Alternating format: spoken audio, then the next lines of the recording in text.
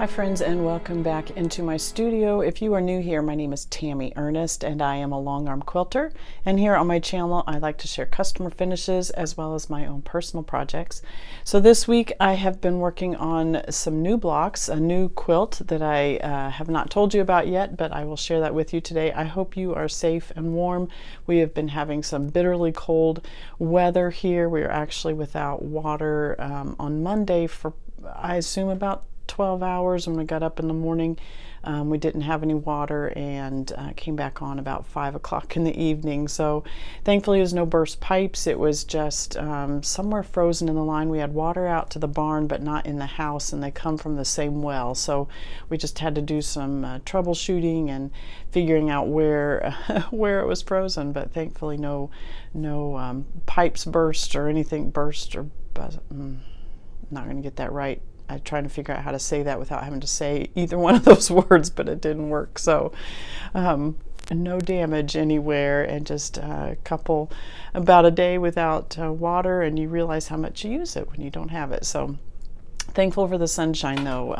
I think the winter would be so much longer if we didn't have the sunshine, and thankfully with the snow still on the ground that we still have snow on the ground, and then with the sunshine it's making it very bright, and I do enjoy that. So I wanted to share with you some personal sewing from this week. My Quilt Circle membership kicked off January with like gangbusters. We have gotten so much going on, and one of the things we started was a new quilt along, and we did a vote the end of the year what we wanted to work on, and we decided to do Bonnie and Camille's Quilt Bee sampler. And this has been around for a while. This is nothing new, but so many of us, there were a few in the group that had done the quilt prior to this, but many said, oh, I have the book and I just have never done it. So this is going to be a year-long quilt along. Well, about 8, 9, 10 months I think is what we figured out, but which is perfect because we're doing one block a week. There's a couple weeks in there where we do where they're super simple and we do a couple extras, but actually Bonnie and Camille made this super easy because at the very front of this there's other patterns in here as well, but for the Quilt Bee, they actually try to find the page. There are so many other quilts in here too. This is really a great book. If you don't, this book is still available, so if you don't have it, you'll need to grab a hold of it. But at the beginning of, they call this the Shine On Sampler. It is in this Quilt Bee book, but they lay it out. The block of the month breakdown. So if you have a group or some friends that you're wanting to get together and do this quilt with, they made it super easy to break it down, and it's all in the beginning of the instructions for this pattern. So it is the pattern that you're seeing on the front. Most of these fabrics are not still available. You may be able to piece it together from some, but most in our group they either had the fabrics, you know, from the kit, or they're using whatever they want. Some are doing reproduction, which is really neat. We have another lady that is using, she's changing some of this blocks, and she's using snowman fabric. So she actually changed the flower block here into a snowman. It is so cute. So I love doing a quilt along because you get to see the personality of all the members of your group come out in their quilts. So others are using scraps, and I am using all Lori Holt fabric. So I have scraps left from my what do I have? From my Calico Garden quilt that I showed you last week. I have, when you buy the kit, they give you plenty of fabric, which is great because then you have it for scraps later on, and I love that. I also did my Happy Place quilt along, and that with Lori Holt, and that was a kit as well. So I have scraps from both of those, plus some fat quarters and things that I have bought over the years, as well as pre-cuts that come in the Sew Sampler box. So usually when Lori has a new line come out, they'll put a pre-cut bundle of some sort in a Sew Sampler box. So I have all of those to choose from. I'm not using any of the autumn line that came out because I have purchased some of those, but I'm using those for something else. I'm not using any of the Hometown Holiday fabrics until I'm done with that quilt. I'm not using any of those. So these are really just scraps from prior projects. So 3 blocks so far. Well, I hope I brought down the third, or I'm going to have to run upstairs and get it. I see now I only brought down the first 2. So we're going straight as the pattern calls for, and so alphabetical order is how they've done these. And the first one is the beehive block, super simple. Choosing 4 colorways, and then you're doing, you could do you know, the same print in here. I think it's more fun to mix it up. So what I tried to do is I tried to do light colors in the middle and then a darker around the outside. I can see in looking at this, my pink is not as dark as my other fabrics, but I'm going to go with it. My pink is lighter here than this one, but I can just see the tone of my, there's something about, you know, you can look at it in person and think that's fine. There's something about putting it on camera. You see different things. So, so I can just see the tone of this. It's very dark on this side and light on this side. So not sure that was the best choice, but I'm learning, I guess. So I did try to choose lighter prints of the 4 to put in the center, and then darker prints of the 4 around the outside. Super simple block, half square triangles, and love that one. That one's called the beehive block. And then the second block we did was much more challenging. And this is called the bee's knees block. So all Lori Holt fabric, but I am kind of going by the same colorways that Bonnie and Camille put in the book. So for this block, they do have a darker background, more of a teal background for this block. They had blues and yellows. I actually chose to go with some of Lori's browns, and then some low volume white here. This one had lots of tiny pieces. It is set on, you're creating half the block, like that half, and then this half. So it's all triangle pieces and some very tiny, even the little antennas were very tiny. It was tiny. So it was a little bit of a challenge, but I think it turned out really cute. I like this background. So not all of the backgrounds in the quilt are light. That block is dark. You can see that's this one right here. The beehive one, I don't know where that one's at in here. You're probably pointing it out to me right away. I don't even see it.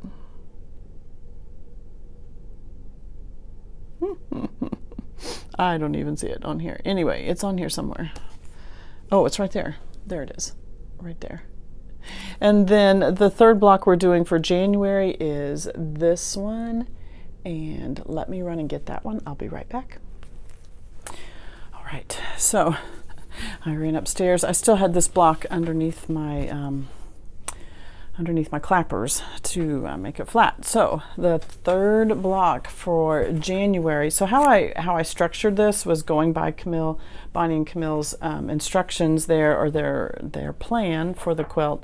But then I did put in the last week of every month is a catch-up week.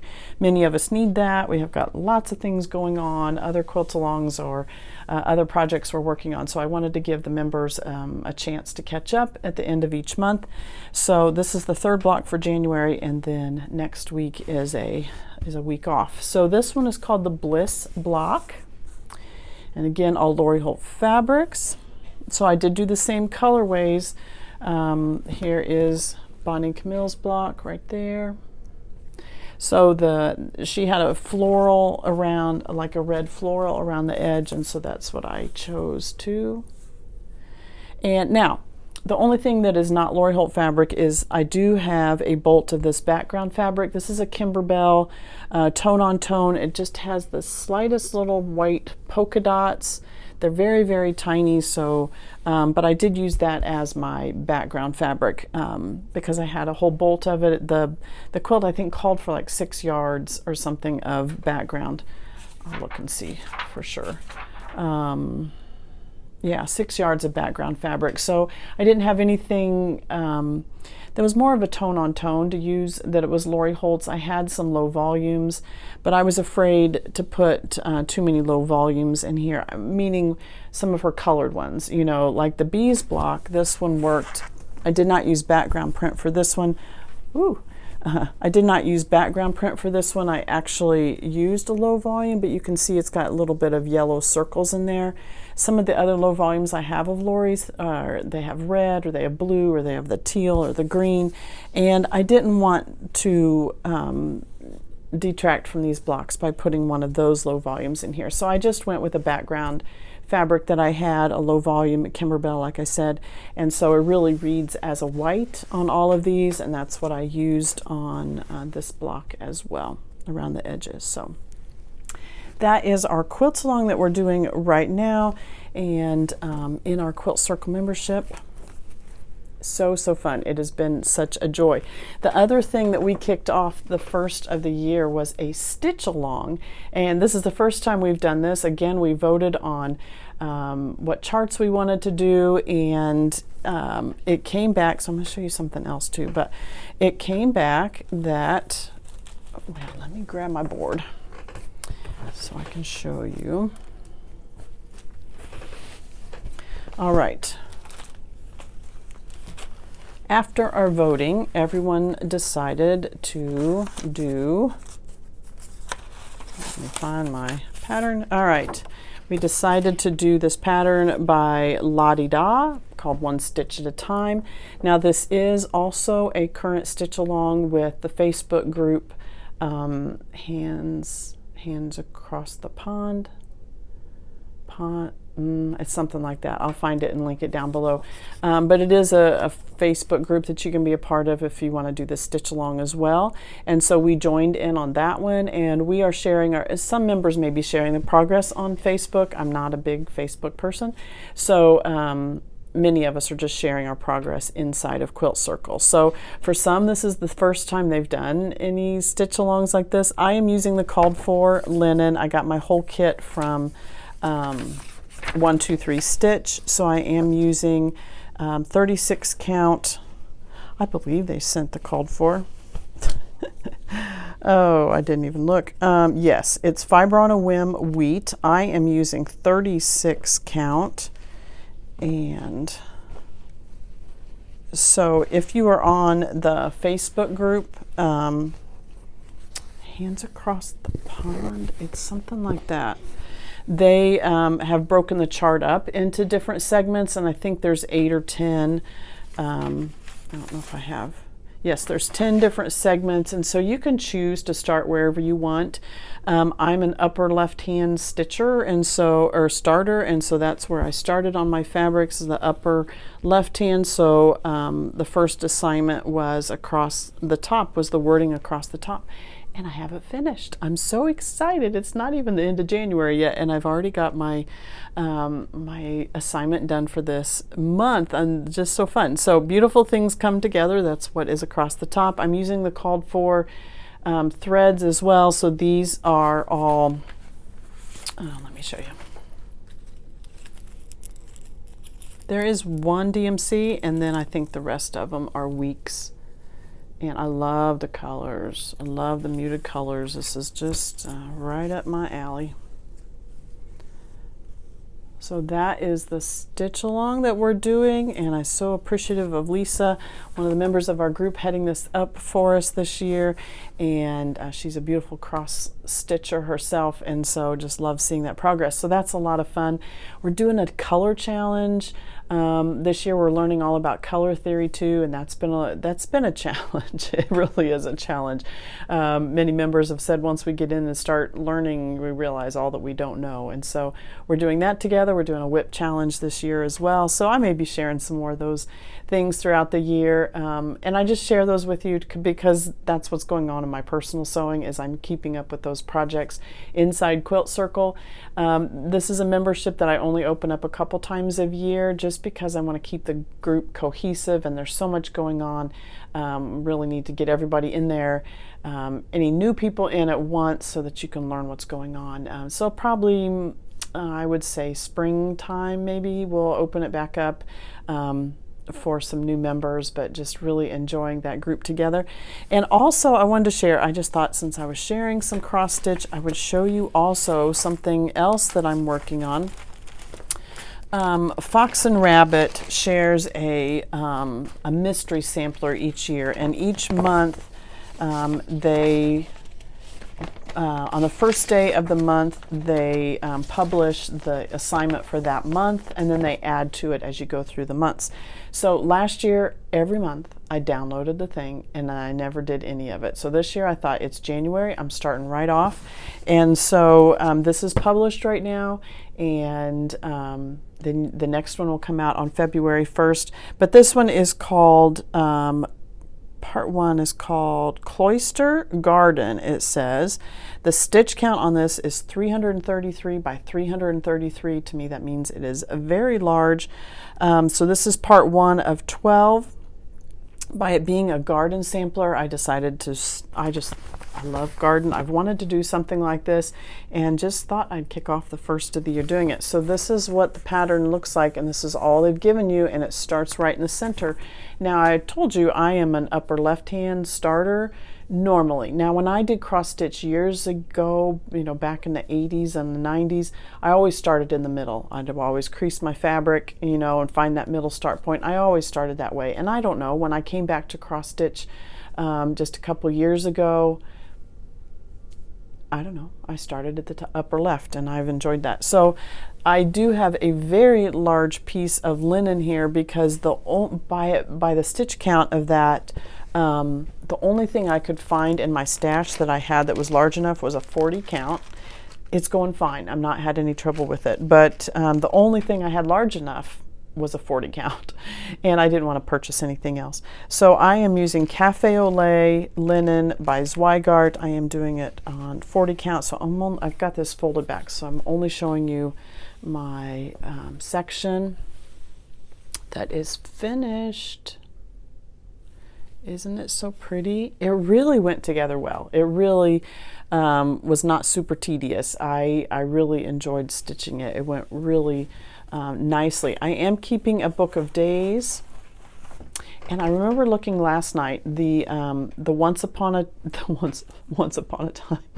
the one stitch at a time only took me 4 nights to do that little bit across the top. Words seem to go pretty fast. And so let me show you January so far. I love to sticker up my books, so I did this on a trip recently. So I started the mystery sampler on January 2nd, and so to get that amount done, it took me 1, 2, 3, 4, 5, 6, 7, 8 evenings is what it took me to do that amount of things. So not bad. So about two nights on each of the sections, and some nights I get a little bit more, some nights I get a little less. I am trying to do my best to do cross stitch in the evening, and it just helps me calm down before going to bed at night, and I really enjoy it. I am using a DMC. So again, I did not want to purchase anything. I just wanted to use what I had, and they tell you how many. For 40 count, it's like 10 skeins, I want to say. 10 skeins, sorry. And so I know with overdyed, sometimes if you don't have the same lot number, that they can change a lot or things like that. And so I didn't want to start with one color and then when I purchased the next, because I didn't have anything with 10 skeins. I don't keep that much.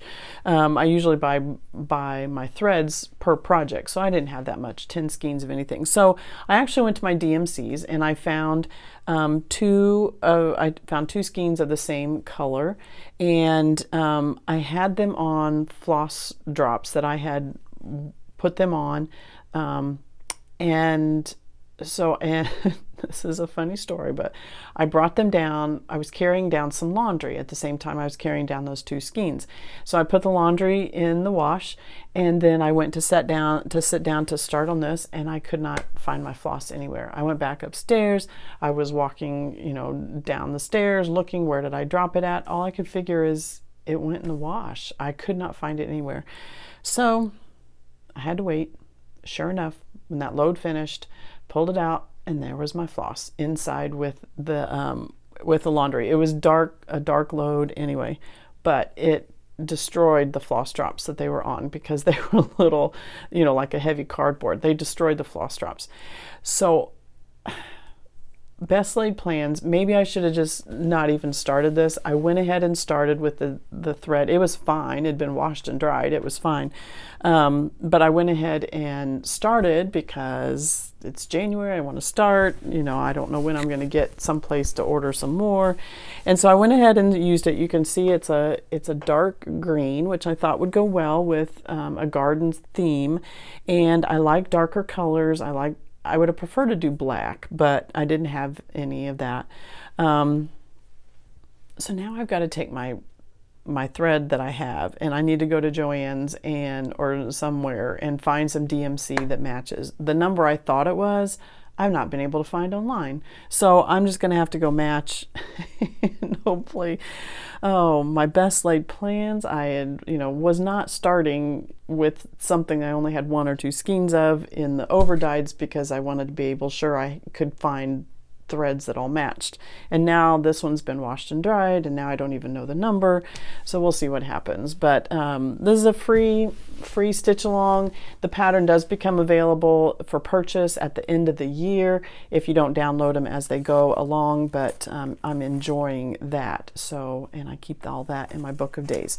So I will do a cross stitch video. I'm thinking March I'll do a whole whip parade of everything I've been working on, and pull out some older projects, just show you where I'm at on all of that. But these are a couple things that I have been working on here in January with either my quilt circle membership or just doing it on my personal, and so I just thought I would share those with you today. One other thing I wanted to talk about before moving on to customer quilts was last week I showed you block number 9 of the Peaceful Baskets quilt along. Okay, and I had so many comments in last week saying, are you sure your block is right? Your block doesn't look right to me. So, and I understand what you're saying. I understand why you think it doesn't look right. But first of all, I did it just as the pattern does. So you can see I've looked at this and looked at this and looked at this. So if I'm missing something, please point it out. But I think I did it exactly like the block did in the picture, and even the pattern. Okay, so what I think is going on is you are seeing this block is called the windmill block.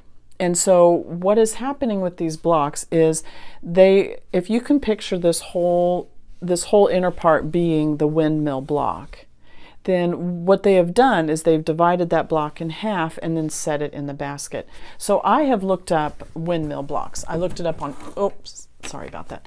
I looked it up on EQ8, and I've looked it up in my Quilt ID book. There are about, I bet there's 20 different windmill blocks in here, none of which look exactly like that, but all have that same type of spiral look to them. That's what the windmill block is. And so that's what this is based on. So if you can see how these are half square triangles, that they are moving around the outside of this block. So half square triangle, half square triangle, half square triangle, half square triangle. So that's why this one would not be dark, because this is the light half of the half square triangle. Then dark, and then it turns and turns and turns. So it's doing like 2, if I'm understanding the block right. Okay, so this one, if we didn't have the basket here, then this would be the dark side of the half square triangle. So dark, dark, and then it moves, dark, dark, and then this one would move. Then this top half right here, if this was a full block, would be the other half square triangle. Maybe if I moved it like this, does that help? so the dark part would be here, dark, and then it moves 2 blocks this way, dark, dark, and then it would move this way, dark, and then the dark would be on this half, and then it would turn again, and so then these 2 would be down there. So that's what's happening. So so if you see the whole block, this has happened on another, I know that there was another block earlier in the year that I got lots of questions, are you sure your block is right? And it's because you're only seeing half of the full block coming up out of the basket. If you saw the full block, it would make sense why this little triangle is over here. So I hope that makes sense. I hope you understand what's going on with this quilt along. At least that's my understanding of what's going on with these blocks. That's why sometimes they may look a little odd, but you're only seeing half of the block come up out of the basket. So I hope that makes sense. The peaceful baskets, we only have 3 more blocks coming, and then we'll be all done with this one and see what comes next in the Sew Sampler box. So that is what I've been working on in my personal sewing. Let's move on to some customer quilts.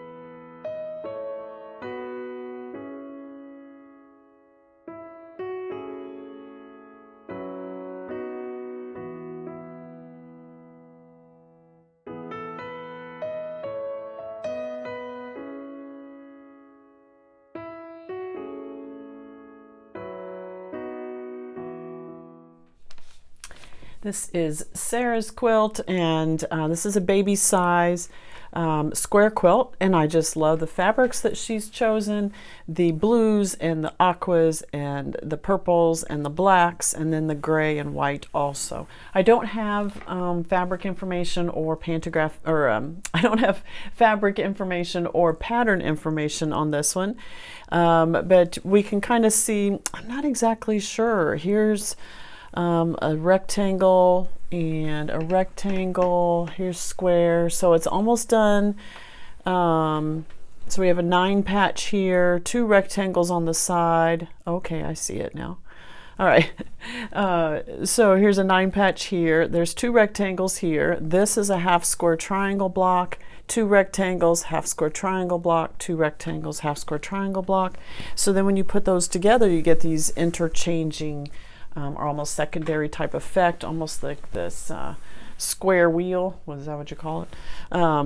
You know, a wheel type effect, and then all the 9 patches in between there. Really, really cute.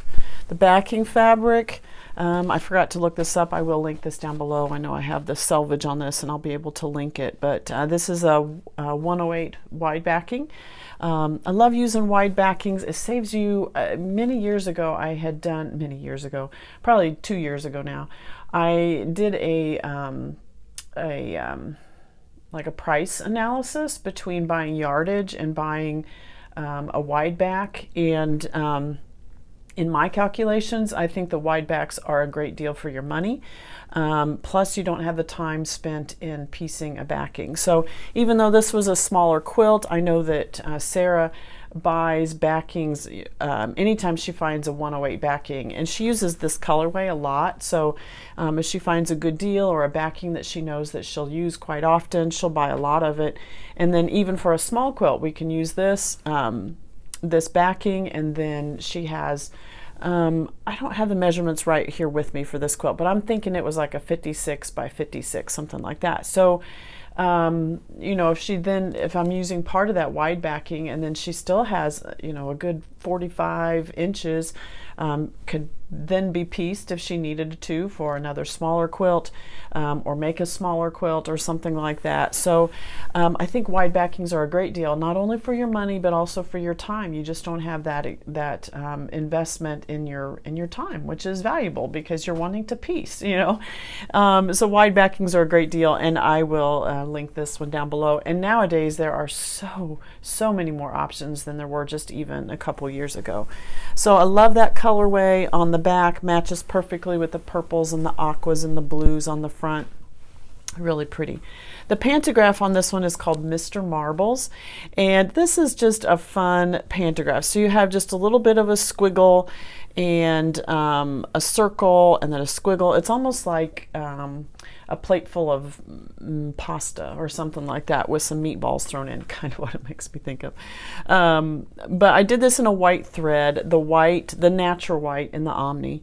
The white thread blends with all of the white fabrics we have, and it keeps the quilt light and airy instead of toning it down at all. Even though these colors here are a little darker, I think the white thread just keeps it light and airy. And then with the backing fabric having that white background to it with the colors on top, I think gray would have dimmed that some, and so I thought the white was a really nice choice for this. This is a fun pantograph. When I see this one, I think a lot of times of juvenile quilts. I guess it doesn't have to be, but just the shapes of it, and it does nest together pretty well. I mean, it looks more complicated than it is, and I like that. It does nest up to the row above it. But if you keep your spacing nice and and watch when you're rotating your quilt to keep everything in alignment, then it really is difficult to tell where one row starts and the other one stops. So a really, really cute pantograph, great on baby quilts or juvenile quilts. This would be fun on construction type things too, or ones that you're just wanting some texture. Look great with a minky on the back too. This would be a great texture on a minky, and just love that pantograph. So that is Sara's quilt.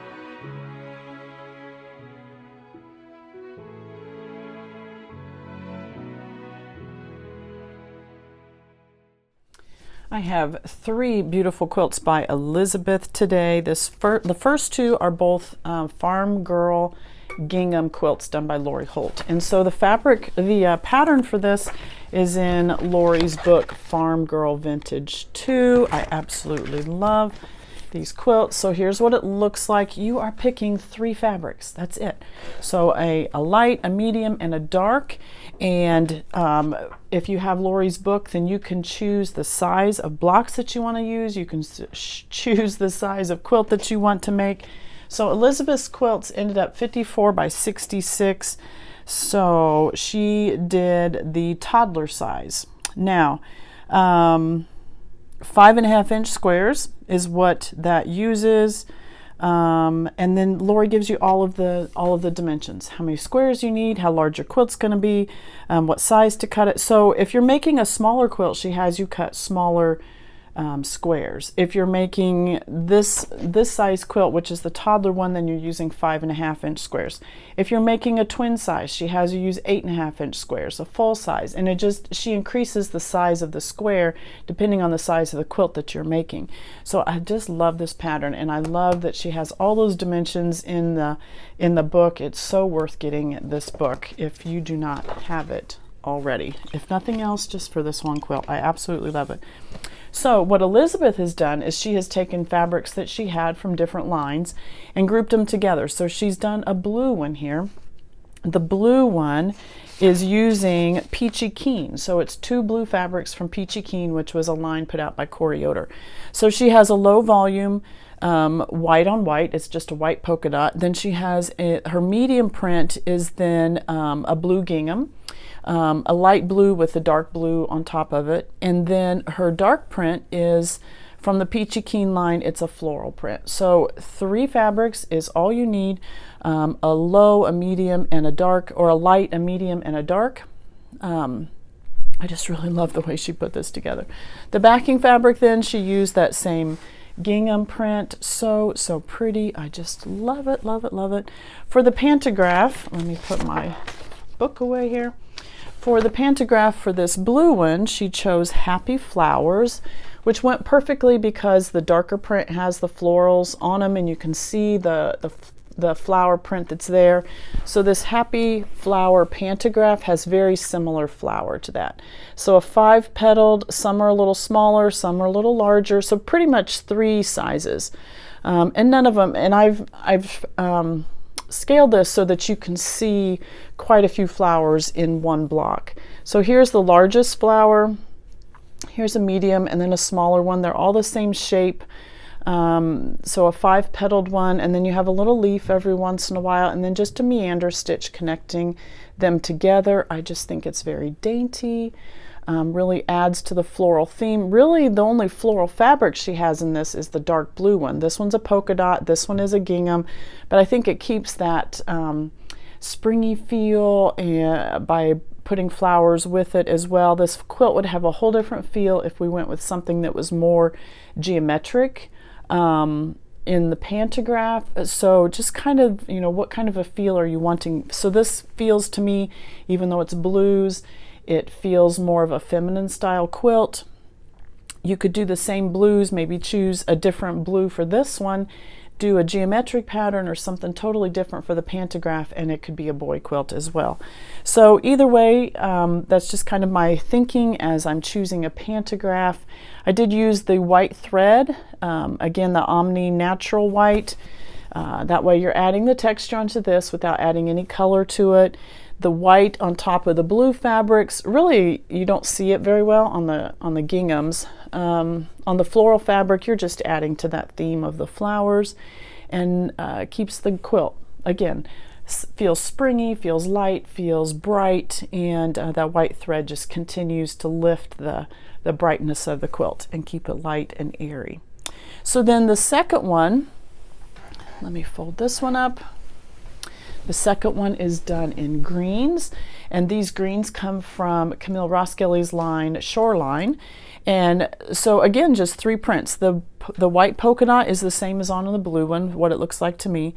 Then her medium print is it's a small floral, a green background with a white print, and then the dark fabric in the 3 is a green polka dot, all from Shoreline Fabrics there. The Shoreline fabric line that Camille Roskelley did. So the exact same size, she's done the same 5.5-inch squares. You're laying it out so you have, do you see how the gingham works? So you have a dark, medium, you have a row of that, and then you have a medium and the light, medium and the light, and you do that. So your medium fabric is in every line, alternated then with either the dark print or the light print and set in a checkerboard fashion, and that's really where you're getting the gingham look to it. The fabric on the back, this is from the Shoreline collection, and it's the green ones. And so I love that she's just pulled out a certain colorway from, I assume it's fabrics that she already had on hand, or maybe she chose them specifically for these quilts. But instead of seeing the whole line, you're just picking a couple of the similar colors from that line and then putting it together in a quilt like this. I think is just gorgeous. So this background fabric is a white with the green flowers printed on top. So then the pantograph on this one, we went with, again, a floral type of theme, but this one is called Paisley Playtime. So Paisley Playtime, you come in and you have the paisley kind of shape where it's like a loop there, and then it spins out and it does a flower shape around that, echoes it just a little bit to travel to the next spot. So this is one of those, if you do hand guided and you've got the paisley shape down, so instead of just echoing your paisley shape, you can now do flower shape around your paisley shape. And so combining some of those skills that you have of separate motifs, then combining them together to create a new type of look. And if you're a digital long armor like I am, then you can purchase this pattern. And I did shrink it down so that you could see the paisley pattern within that square. You could make this much larger if you wanted a fluffier quilt so that your paisleys were much bigger. But I like the scale of this one with the fabrics. Did use the white thread again, that natural white. It keeps the whole quilt bright and airy. You do have a white fabric on the back, and so it blends in with that one as well. So Elizabeth's first 2 quilts are both the Farm Girl gingham ones, and I just love them.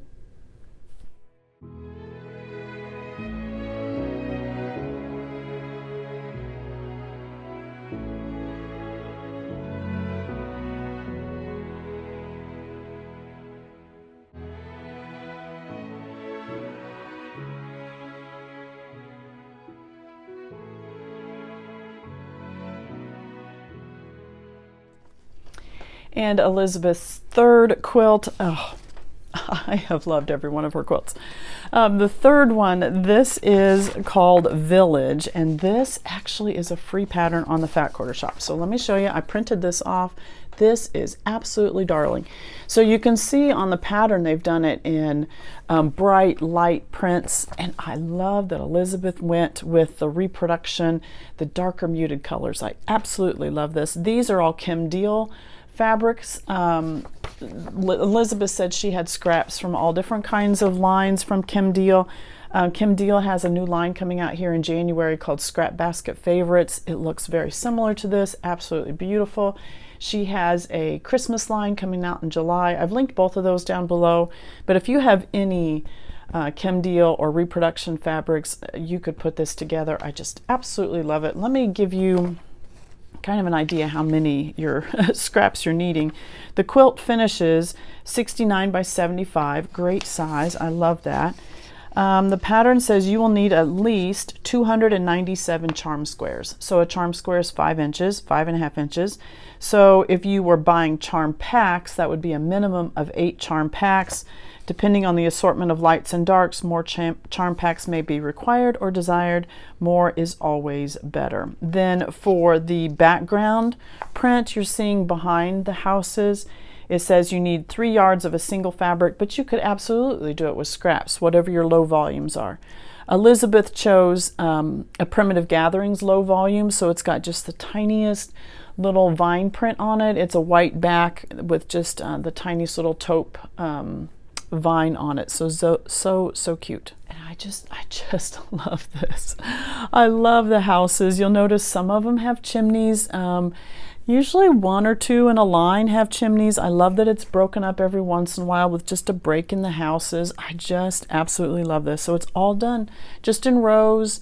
I didn't count the rows, I don't know, but it's just absolutely gorgeous. Just love the colors. There is a small border around the edge. This would be super cute with a scrappy binding on it as well, or just a solid, but I don't know, Elizabeth may not get this one back. The backing fabric is a primitive muslin from Primitive Gatherings.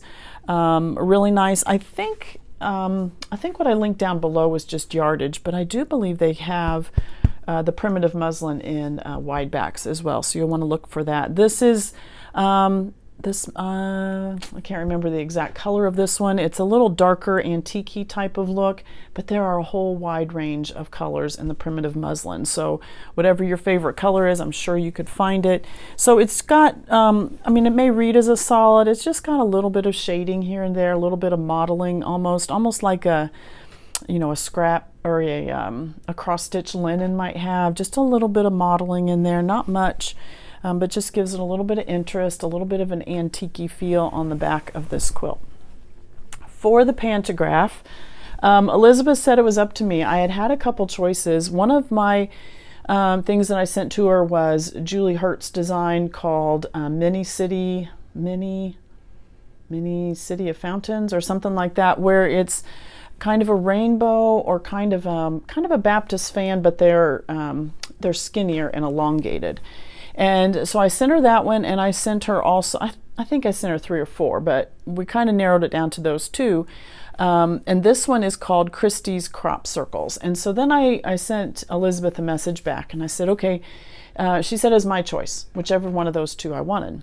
Now, to me, the Christie's Crop Circles is a little more traditional. I love, both of them are going to be very similar in the density of the pantograph, and so the look that way was going to be pretty much the same. However, to me, this Christie's Crop Circles has a little more traditional feel, where the Mini City of Fountains has a little bit more of a modern feel. So I sent Elizabeth a message back, and I just asked her, who's the quilt for, and what do you think their style is? Do they tend more towards a little bit, not so much modern because we're putting it on reproduction fabrics, but kind of, do they like new, fresh things? Or do they tend to want more reproduction, more classic type of look? And Elizabeth said she was probably going to be keeping this for herself, at least for several years, and that she tends towards a more traditional aesthetic. And so when I heard that, that made me go with the Christie's crop circles. So that's kind of my thinking. I love the density of both of those pantographs. With houses, I like the mini city of fountains. I think it adds a nice dimension, and you've seen that. I've seen me use that on other quilts before. But just in my thinking, you know, who's the quilt for? How's it going to be used? What is the aesthetic of their home or their decoration style? What's their personality? And that can kind of give me a hint on choosing one way or the other. So the Christie's crop circles, it actually stitches out 3 circles at a time that build on each other. So almost in a diagonal fashion. So one row is about this wide on the size that I made it, but it's stitching out 1, 2, 3, 1, 2, 3 of those circles.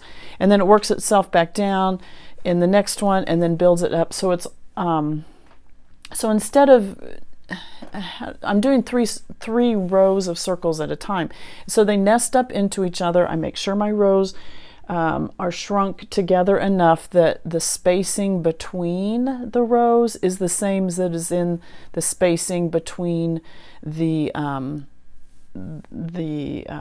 arcs of the circle. Okay, so just as an example, the arc of the circle right here is a little bit less than my finger width, so where the row below meets up with the next row above it, I want that same about finger width in between those rows as well, so that you don't see a break in the design.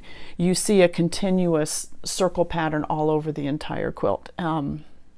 So I like this pattern. I like this pantograph. It's super easy to stitch out.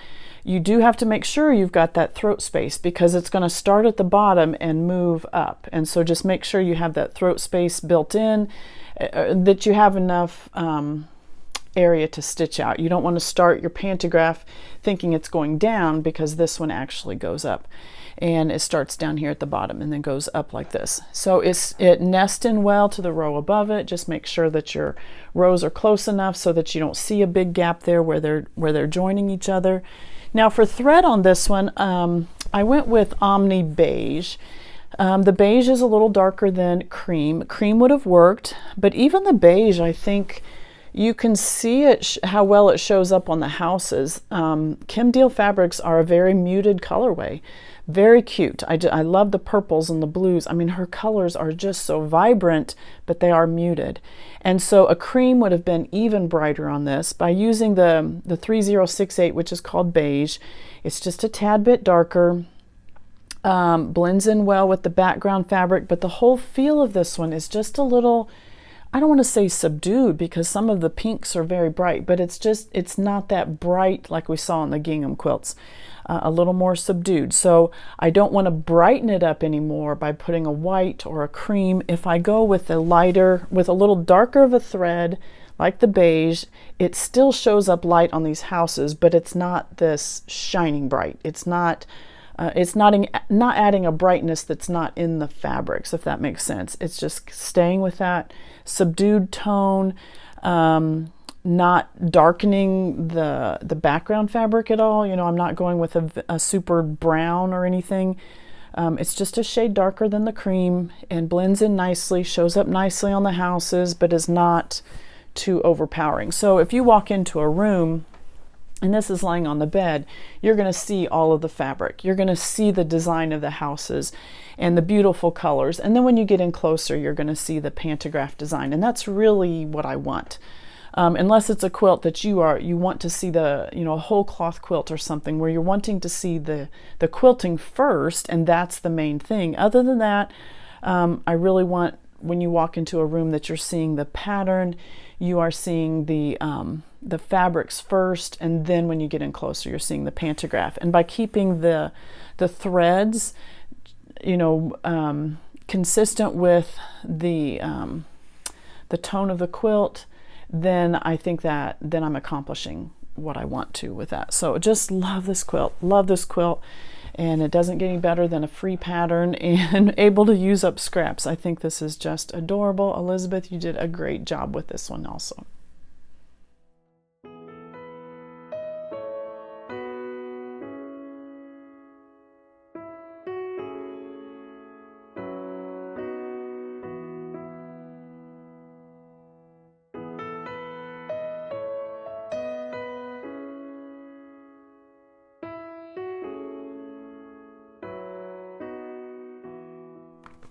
I have two quilts from Lori to share with you, and isn't this so darling? I'm not a big purple fan, even though I went to a high school that colors were purple and white. I don't know, but I don't use purple a lot. I don't have a lot of purple in my stash. It's just it's not one of the colors that I go to. But I love this floral. Not that I would have this on my bed because it just doesn't match anything in my house, but I just love it.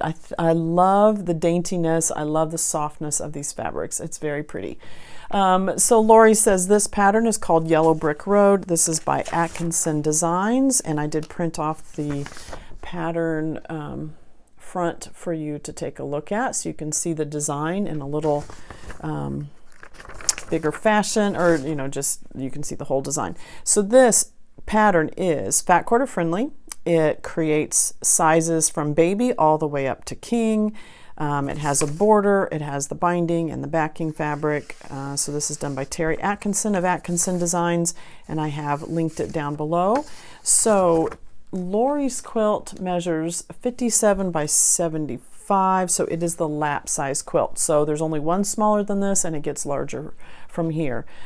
So she tells you the number of fat quarters it takes. So for this lap size, it takes 12 fat quarters. So you grab your favorite petite bundle and put this together. Now her fabric line is called Floral Song. This is done by Cassandra Connolly for Lewis and Irene, and I just love it. I just love it. I think it's so, so pretty. So done in squares. If you're using fat quarter strips, I don't have the pattern itself to know how each one is done or how it's arranged, but you can see how beautiful that is. And then there is yardage then that does the border. I love the larger floral border, the purple that she's chosen. Very pretty. I am doing the binding for Lori, so you're going to see my binding clips around the edge. The binding that she chose is the same color purple, but it's just it's a medium floral, I want to say. It's not the larger floral like that one. So very, very pretty. The backing fabric, not sure if this is part of that same line. My guess is no, but it's a nice lighter purple, a lavender color that just looks really nice with that front. I like you've got the darker purples on the front. I mean, the middle of the quilt is a lighter color, not a little bit of lavender, but most of it is the purple, the darker purple, some greens, some blues, and then that lavender on the back just really pulls out some of that lavender that's on the front, a lighter lavender. It's all just in this whole spectrum of purples. So just a little bit of a viney print on that. So you may be able to see the pantograph a little bit better on the backing fabric. Maybe so, maybe not. Let's try it on the front. This pantograph is called Ginger Flower. Let me see, where can you see that? Maybe if I just get in close. Ginger Flower. It has a nice, chunky, rounded 5-petal flower, and then it has 3 loops, and then it goes right into the next flower. Super easy pantograph. Really a nice one to size to your quilt. Whether you're doing a smaller baby quilt and want to make it a lot smaller, if you're doing a larger floral quilt and you're someone that doesn't like a lot of dense quilting, this is a great one to increase in size. I mean, you could make the flowers this big, so your quilt would be nice and puffy, but you're still going to have a good overall coverage without a lot of open spaces. So a really nice pantograph. I did use the Omni, I want to say cream on this one. Let me see. Yes, I did the Omni Cream, just with a little bit of the muted colors, the lavender.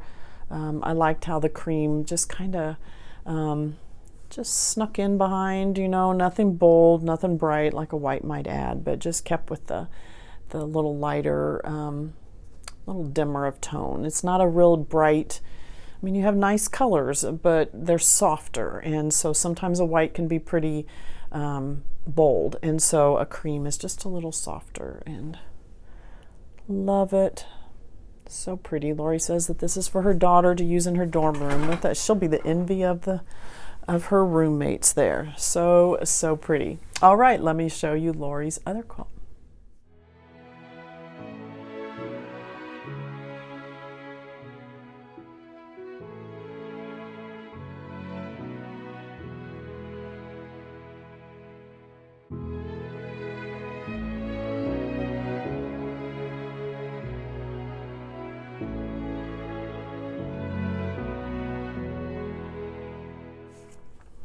Lori's second quilt. The pattern is called Garden Path, and that is in a 3-yard quilts book by Fabric Cafe. This one is called Fast and Fun 3-yard quilts, and so 3 fabrics.